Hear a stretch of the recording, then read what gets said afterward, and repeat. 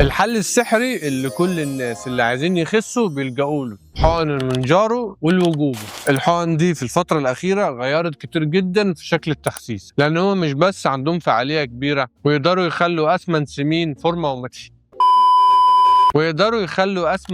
فورمة ومتين، دول كمان أسعارهم تقريبا في متناول الناس كلها. وأنا نفسي عندي مرضى وعملاء كتير جدا بيتعاملوا معايا خدوا الحقن دي وحصل لهم تغيير مرعب. النهارده أنا جاي أقول لك بقى مين فيهم أحسن، المونجارو ولا الوجوبي، من حيث السعر والفعالية والمدى وكل حاجة. فبالراحة كده واحدة واحدة وكلنا هنخس.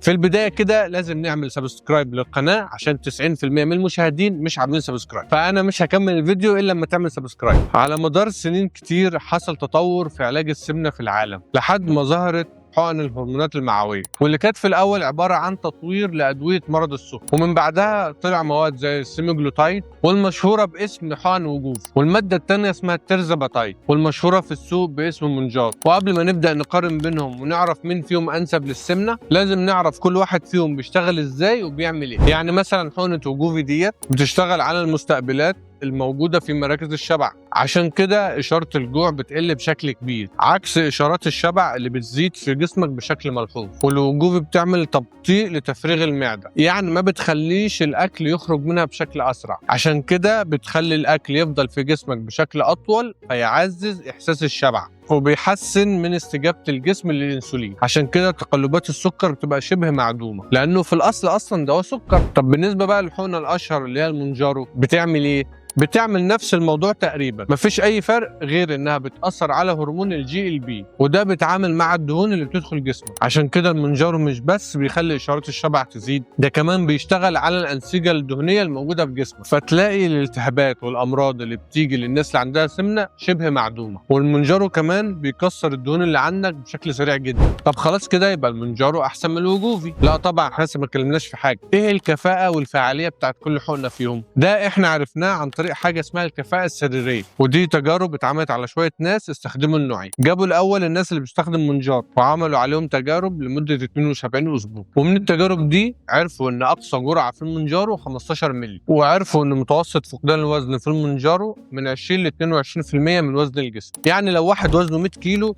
هيخس تقريبا 20 كيلو في ال 72 أسبوع. في الناحية التانية بقى الحقن بتاعت الوجوبي اتعمل عليها تجارب لمدة 68 أسبوع، يعني فرق شهر كامل بينها وبين المونجارو، وطلع ان اقصى جرعه ممكن ياخدها اي حد هي 2.5 مللي، ودي بتعمل فقدان للوزن متوسط 15 كيلو. يعني جسمك هيخس 15 كيلو كمتوسط على مدار 68 اسبوع. يعني من الاخر المونجارو هتخسسك 22 كيلو في سنه و5 شهور، والوجوبي هتخسسك 15 كيلو في سنه و4 شهور. ولازم نبقى فاهمين ان ده المتوسط، يعني ممكن اكتر او اقل على حسب استجابه جسمك. طب ايه الاعراض الجانبيه اللي ممكن تحصل لنا من الحقن دي؟ اول حاجه الغثيان، اللي هو الاحساس بالترجيع. حقنه الوجوبي ممكن تسببه بنسبه 44% عكس المونجارو اللي بيسببه بنسبه 22% بس. تاني عرض ممكن يحصل هو الاسهال، وجوبي بيسببه بنسبه 30%، ومونجارو النص على طول. في الغالب كل الاعراض اللي بيسببها الوجوبي المونجارو النص على طول. الامساك، الصداع، كل الاعراض ديت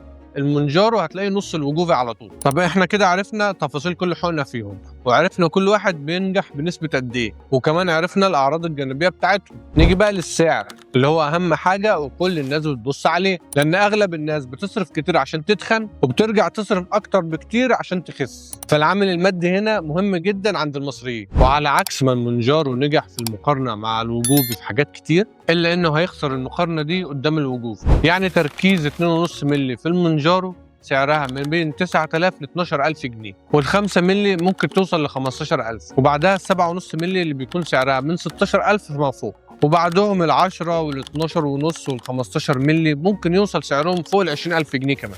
على عكس الوجوبي اللي تركيزاته بتبدأ من 7000 لحد 14000 ماكسيموم. بس الموضوع كقيمة مقابل سعر هتلاقي أغلب الناس بتاخد المونجارو. في نفس الوقت المونجارو نتيجته كويسة جدا، ممكن توصل ل 50%. وبالنسبة لمريض السمنة المفرطة بيحتاج ينزل دهون أكتر وشكل أسرع، فده اللي بيقدر يوفره المونجارو. ده حتى الاستدامه بتاعت الاتنين بتختلف. يعني اللي بياخد وجوفي لما يوقف الحقنه بيزيد تلت اللي خسه في خلال سنه، ودي نسبه اكتر بكتير من اللي خس عن طريق المونجارو. يعني من الاخر الوجوفي عامل زي العربيه اللي ماشيه بموتور، اما المونجارو عامله بالظبط كانك مركب موتورين في عربيه واحده. بس الاهم من كل ده بقى هو ايه؟ هو ان احنا نبقى عارفين ايه الانسب لينا، لان استجابات جسمنا مش زي بعض. في ناس بتستجيب احسن على الوجوفي وناس تانية بتستجيب احسن على المونجارو. فازاي بقى نعرف ايه الافيد لجسمنا؟ ده بقى شغل الدكتور، هو اللي هيعرف ايه انسب حاجه ليكي اول ما يبدا معاكي جلسات التخسيس. بس بشكل عام المونجارو نتائجه احسن، وانا شفت ده بنفسي. بس من رغم كده هتلاقي حقن الوجوفي في ناس بتطلبها بالاسم بتجيب عليها نتائج كويسه.